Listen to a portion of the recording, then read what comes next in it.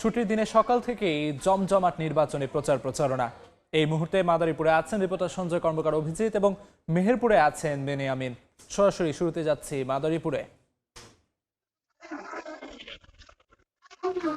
নির্বাচনের দিন যতই ঘনিয়ে আসছে ততই বাড়ছে ভোটারদের মাঝে উৎসাহ উদ্দীপনা। মাদারীপুর ৩ আসনে ৫ জন প্রার্থী নির্বাচনের মাঠে রইল। ভোটাররা বলছেন যে ভোটযুদ্ধ হবে ৩ জনের মধ্যে।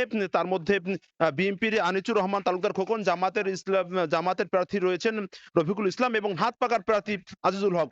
আমরা দেখেছি যে সকাল থেকে কিন্তু ভোটারদের মন জয় করতে প্রার্থীরা বিভিন্ন প্রতিশ্রুতি নিয়ে ভোটারদের দ্বারে দ্বারে ঘুরছেন। আমরা এই মুহূর্তে রয়েছি মাদারীপুর ৩ আসনের বিএনপির প্রার্থী আনিসুর রহমান তালুকদার খোকনের একটি নির্বাচনী ক্যাম্পেইনে। তিনি কিন্তু এখানে ভোটারদের সাথে কথা বলছেন এবং আগামী ১২ তারিখে যে ভোট সেটি কিন্তু আসলে কিভাবে তিনি ভোটারদের কাছ থেকে মন জয় করে তিনি ভোট নেবে সেটি প্রত্যাশা কিন্তু ভোটারদের সাথে তিনি কিন্তু সেই আলোচনা করছেন এবং এবং এবং প্রত্যেকটি কেন্দ্রে যাতে সুষ্ঠুভাবে ভোট গণনা হয় এবং ভোটাররা যাতে ভোট যাতে সুষ্ঠু হয় এবং ভোটাররা যাতে ভোট কেন্দ্রে শান্তিপূর্ণভাবে যেতে পারেন সেই ব্যাপারে কিন্তু তারা তৎপর রয়েছেন।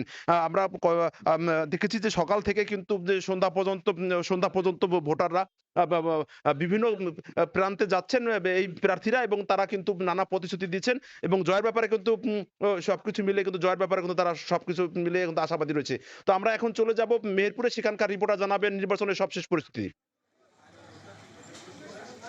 জি জি সারা দেশের নয়, মেহেরপুরেও কিন্তু প্রার্থীরা সকাল থেকে রাত অবধি ভোটের মাঠ চষে বেড়াচ্ছেন। সেক্ষেত্রে আসলে আমি এখন যেখানে দাঁড়িয়ে আছি সেখানে মনোনীত প্রার্থী তিনি এই মুজিবনগর এলাকা মেহেরপুর ১ আসনের প্রার্থী, তিনি মাওলানা তাজউদ্দিন খান নির্বাচনী প্রচারণা চালাচ্ছেন এবং সেক্ষেত্রে আসলে ভোটারদের কাছে প্রার্থীরা যাচ্ছেন এবং তাদের সমস্যা এবং সম্ভাবনার কথাগুলো শুনছেন এবং সেক্ষেত্রে তারা কিন্তু নানা প্রতিশ্রুতি দিচ্ছেন। আমরা যে ১ আসনের যিনি প্রার্থী রয়েছে তার কাছে একটু জানতে চাই আসলে সামনে নির্বাচনে আপনারা কিভাবে প্রচারণা চালাচ্ছেন এবং মেহেরপুর নিয়ে আপনাদের ভাবনাটা কি?